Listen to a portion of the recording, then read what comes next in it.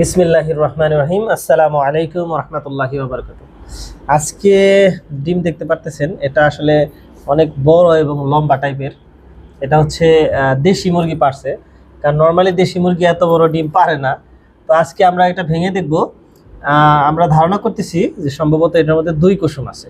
তো এটা আমরা ভেঙে দেখব, এখন দেখি যে সত্যি দুইটা কুসুম পাই কিনা আমরা। বিসমিল্লাহ।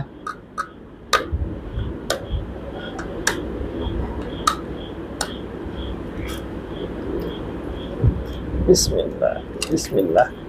মাশাআল্লাহ মাশাআল্লাহ, জাযাকাল্লাহুল খাইর।